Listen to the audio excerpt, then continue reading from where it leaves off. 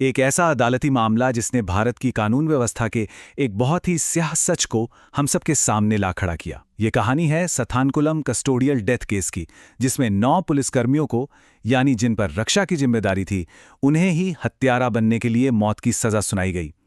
तो चलिए आज इस पूरे मामले की परतें खोलते हैं। जरा सोचिए, ये दहला देने वाली लाइन किसी फिल्म का डायलॉग नहीं है। ये सीबीआई की 2400 पन्नों की चार्जशीट का एक हिस्सा है। और ये एक लाइन ही उस भयानक क्रूरता को बताने के लिए काफी है जो एक पिता और बेटे ने पुलिस हिरासत में झेली थी। तो आखिर हुआ क्या था? कैसे एक मामूली सा आरोप इतनी बड़ी और भयानक त्रासदी में बदल गया? आइए इस घटना के पूरे सिलसिले को समझते हैं। ये सब कुछ सिर्फ 4 दिनों के अंदर हुआ। 19 जून 2020, तमिलनाडु का सथानकुलम। पी जयराज और उनके बेटे जे बेनिक्स अपनी मोबाइल की दुकान चलाते थे। उन्हें सिर्फ इसलिए हिरासत में ले लिया गया क्योंकि उनकी दुकान तय समय से कुछ मिनट ज्यादा खुली रह गई थी।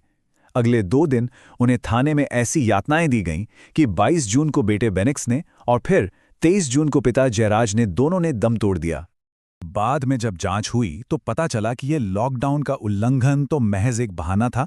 असली वजह थी पुलिस की ईगो। हुआ यह था कि कुछ समय पहले जयराज ने पुलिस को कुछ स्थानीय मजदूरों के साथ बदसलूकी करने से रोका था।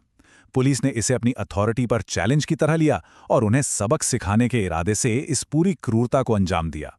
इस भयानक घटना के बाद शुरू हुई न्याय के लिए एक परिवार की लंबी और बहुत ही मुश्किल लड़ाई। और ये लड़ाई सिर्फ एक परिवार की नहीं रही, बल्कि पूरे समाज की बन गई, जिसने इस सिस्टम को जवाबदेह बनाने पर मजबूर कर दिया। जब ये खबर बाहर आई ना, तो पूरे देश में गुस्सा फूट पड़ा। लोग सड़कों पर उतर आए। इस बढ़ते जन आक्रोश को देखते हुए मद्रास हाईकोर्ट ने खुद इस मामले में दखल दिया। सरकार पर इतना दबाव बना कि केस सीबीआई को सौंपना पड़ा। और इस केस में सबसे बड़ी गवाह बनी उसी थाने की एक महिला कांस्टेबल, जिसने अपने ही सहकर्मियों के खिलाफ गवाही देने की हिम्मत दिखाई। सीबीआई ने अपनी जांच में पिता पुत्र के खून के धब्बे थाने की दीवारों और फर्श पर पाए और एक बहुत ही मजबूत चार्जशीट अदालत में पेश की। लेकिन देखिए, स्थानाकुलम का मामला कोई अकेला मामला नहीं है। ये उस बहुत बड़ी और गंभीर समस्या का एक चेहरा है जिसे कस्टोडियल वायलेंस या हिरासत में हिंसा कहा जाता है। आइए कुछ आंकड़ों से संकट की गहराई को समझते हैं। सबसे पहले ये समझना जरूरी है कि हिरासत में हिंसा का मतलब सिर्फ मारपीट या टॉर्चर नहीं होता। इसमें किसी को मानसिक रूप से प्रताड़ित करना, झूठे कबूलनामे के लिए दबाव डालना या किसी भी तरह से अपमानित करना, ये सब कुछ शामिल है।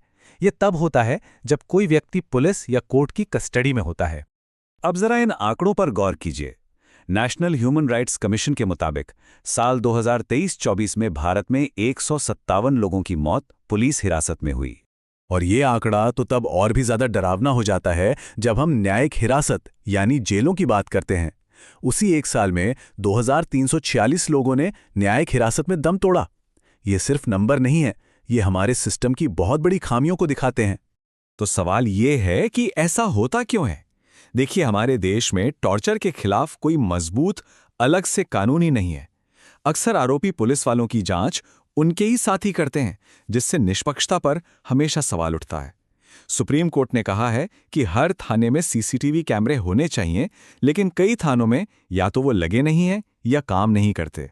और हमारे यहाँ न्याय में होने वाली देरी तो एक बहुत बड़ी समस्या है ही। इन्हीं सब चुनौतियों के बीच सथानुकलम मामले में मदुरई की अदालत ने एक ऐसा फैसला सुनाया जिसे ऐतिहासिक कहा जा रहा है। पूरे 6 साल की लंबी और मुश्किल सुनवाई के बाद अगस्त 2024 में अदालत ने सभी 9 आरोपी पुलिसकर्मियों को हत्या का दोषी पाया और उन्हें फांसी की सजा सुनाई।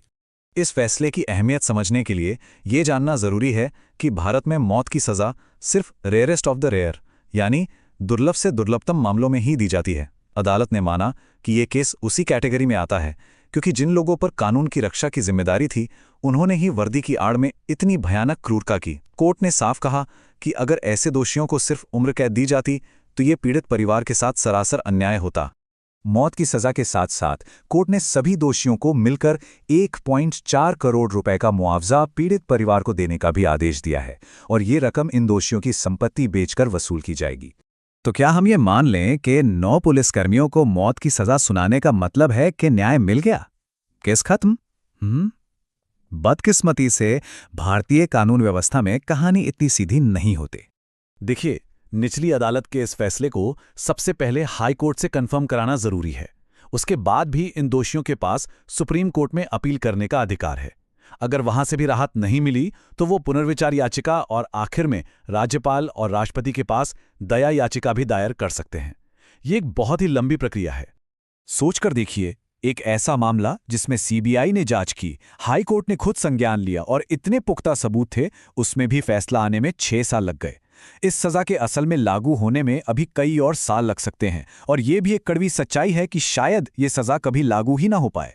स्थानाकुलम का फैसला वाकई एक नज़ीर है। ये एक मजबूत संदेश है कि कानून से ऊपर कोई नहीं, चाहे वो वर्दी में ही क्यों ना हो। पर यह हमें एक बड़े सवाल पर सोचने के लिए मजबूर करता है। क्या सिर्फ एक ऐतिहासिक फैसला उस पूरे सिस्टम को बदल सकता है जो ऐसी घटनाओं को जन्म देता है? या फिर इस सिस्टम को वाकई सुधारने के लिए और कितने ऐसे फैसलों और संघर्षों की जरूरत पड़ेगी?